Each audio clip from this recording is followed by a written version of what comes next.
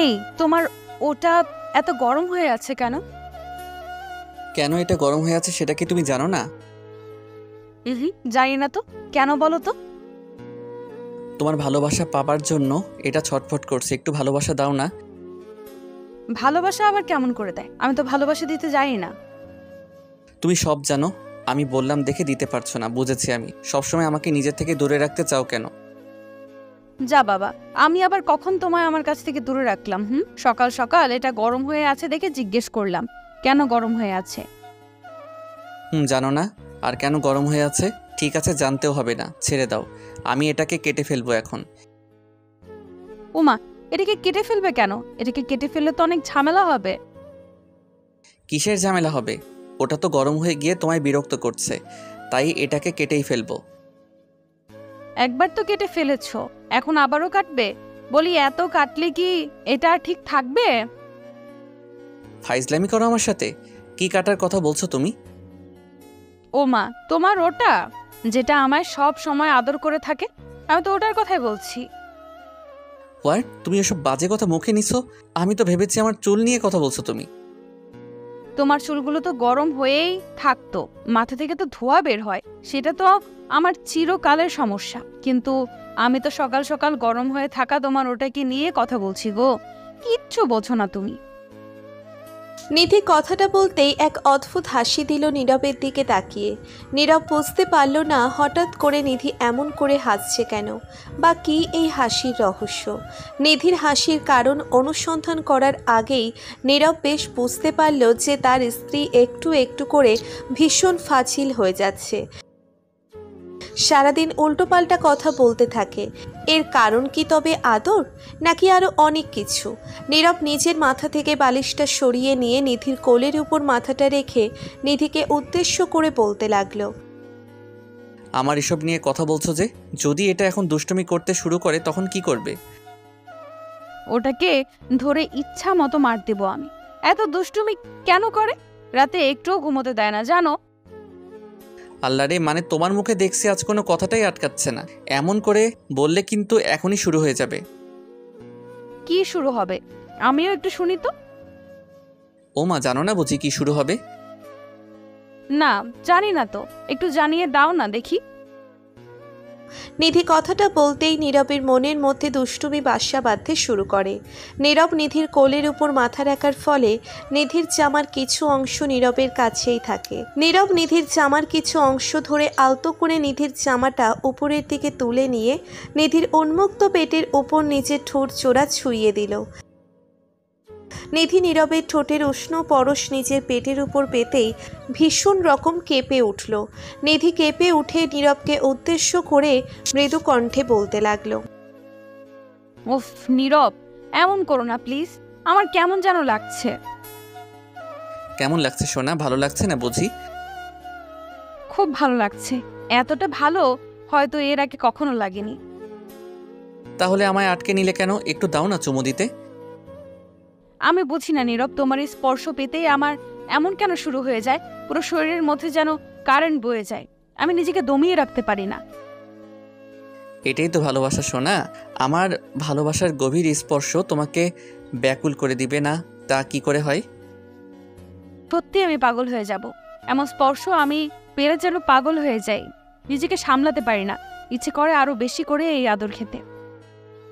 তাই সোনা, দিচ্ছি, আরও বেশি করে আদর দিচ্ছি। তোমাকে পাগল না করে আমার যে শান্তি হয় না।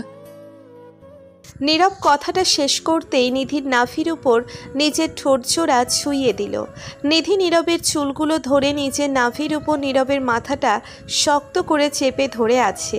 মনে হচ্ছে নীরবের মাথাটা নিধি নিজের নাভির মধ্যে ঢুকিয়ে নিবে। নিধি পরম শিহরণে নিজের চোখ জোড়া বন্ধ করে ফেলল। নিজের মধ্যে একটা অন্যরকম ভালো লাগা কাজ করছে তার। নীরব পরপর চুমু খেয়ে চলেছে নিধির নাভির উপর।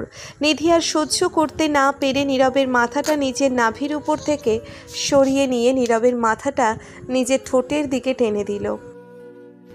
নীরব এক নিঃশব্দ চোখে নিধির দিকে তাকাতেই আচমকা বাহির থেকে কারো চিৎকারের শব্দ ভেসে এলো।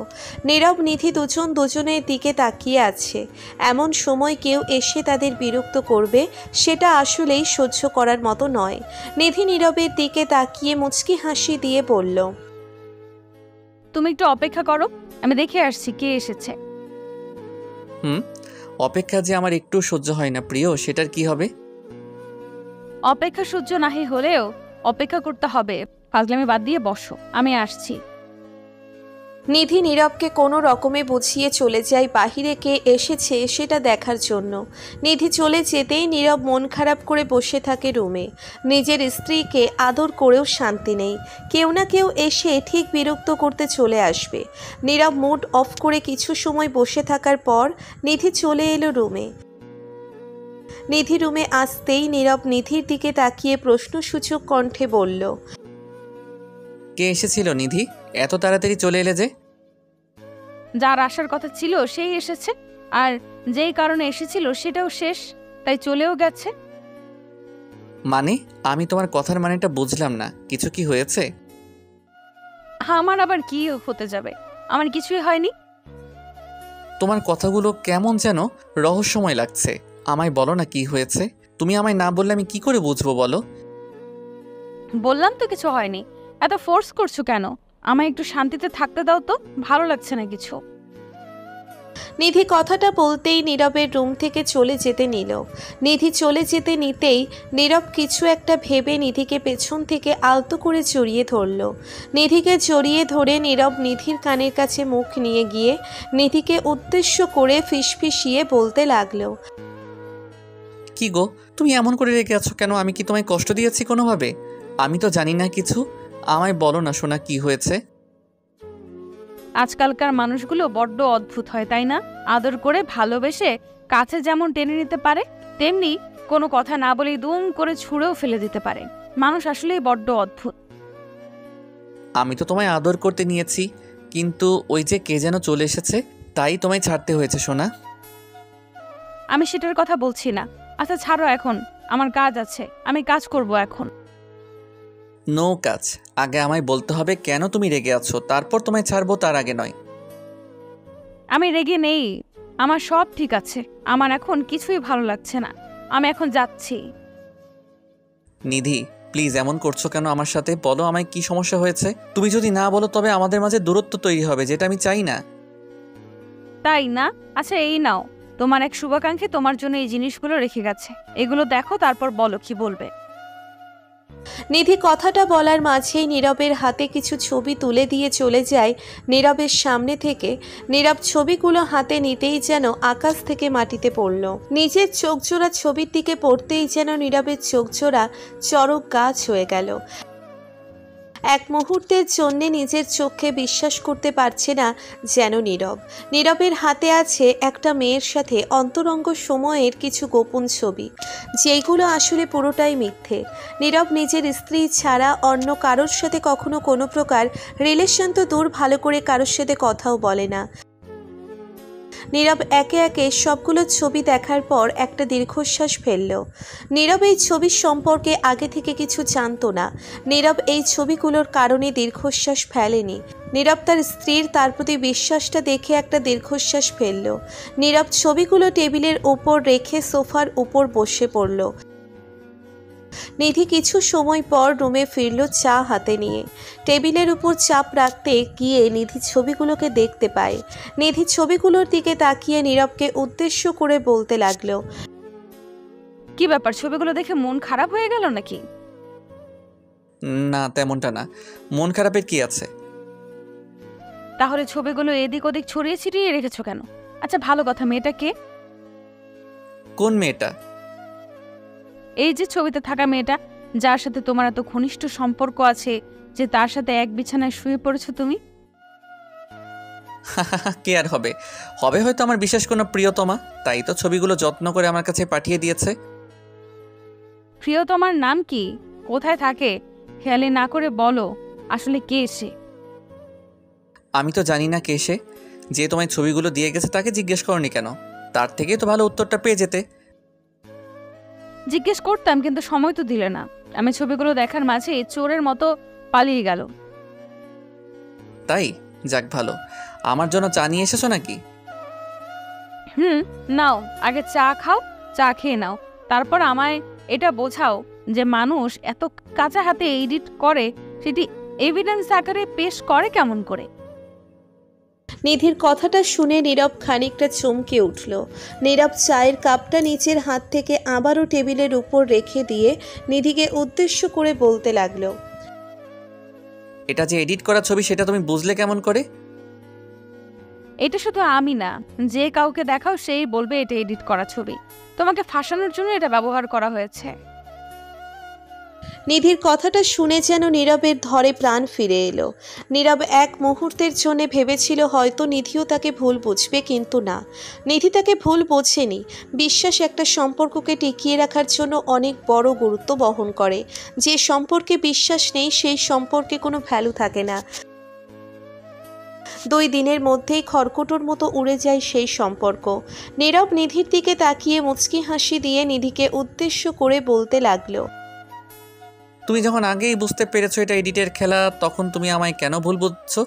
আমি কি করেছি? তোমায় একটু টেনশনে না রাখতে পারলে কি আমার শান্তি আছে? আর এটা যদি এডিটেড না হতো তবুও আমি তোমায় বিশ্বাস করতাম, কারণ আমার স্বামী কখনো আমাকে ঠকাতে পারে না। শোনো নিধি, সারা জীবন এই বিশ্বাসটাই করবে। আমি চাই তুমি আমায় বিশ্বাস করো, আমি যেমনটা করি। আমাদের মাঝে কোনো দিন যেন এই বিশ্বাসের ঘাটতি না থাকে। জি, থাকবে না সোনা। আমি আমার দুষ্টু স্বামীকে নিজের প্রাণের থেকেও বেশি ভালোবাসি। নিধি কথাটা শেষ করতেই নীরবের দিকে এগিয়ে এলো। নীরব কোনো কথা না বলেই দুম করে নিধিকে নিজের কোলে টেনে নিল। নিধি নীরবের কোলে আসতেই নীরব পরপর কয়েকটা চুমুর রেখা নিধির কপালে এঁকে দিল। নিধি নীরবের ঠোঁটের ছোঁয়া পেয়ে চোখ বন্ধ করে অনুভব করল নীরবের ঠোঁটের পরশ। নীরব নিধির কপালে ঠোঁট ছুঁয়ে আদর করে দিয়ে নিধিকে উদ্দেশ্য করে বলতে লাগলো, এখন বলো, সকালের বাকি কাজটা কি এখন করা যাবে? কোন বাকি কাজটা? আমি তো কোনো কাজ বাকি রাখিনি। রেখেছো তো, একটু মনে করে দেখো, আসল কাজটাই বাকি পড়ে আছে। আমি এত কিছু মনে করতে পারছি না, তুমি বলো না কি কাজ বাকি রেখেছি। আচ্ছা, আমিও এত কথা বলতে পারবো না, একটু গভীরভাবে অনুভব করো, বুঝতে পারবে। ছি ছি ছি, তুমি আস্তে আস্তে একদম দুষ্টু ফাজিল হয়ে যাচ্ছ। ওটা আবারও গরম হয়ে গেছে কেন? আমার কি দোষ? এটা তো তোমার স্পর্শ পেলেই এমন গরম হয়ে যায়, তুমি ওকে এত গরম করো কেন? আমি কোথায় স্পর্শ করেছি ফাজিল? তুমি তো এমনিতেই গরম হয়ে আছো। তো যেখানটায় বসে আছো তুমি, ওখানটায় বসলে তো এমনি এমনি স্পর্শ লেগে যায় শোনা। তাহলে এখন কি করতে হবে? ওকে ঠান্ডা করার জন্য আমায় কি করতে হবে বলো। খুললাম খুললাম পেয়ার করতে হবে শোনা, বাকিটা না হয় আমি নিজেই বুঝিয়ে দিচ্ছি। নীরব কথাটা বলতেই নিধির কোমর স্পর্শ করে নিধির ঠোঁট জোড়া আর নিজের ঠোঁট জোড়া এক করে নিল। নিধি আগে থেকেই জানতো নারী দুষ্টু স্বামী তার সাথে এমনটাই করবে, তাই নিধি আগে থেকেই প্রস্তুত ছিল আদর খাওয়ার জন্য।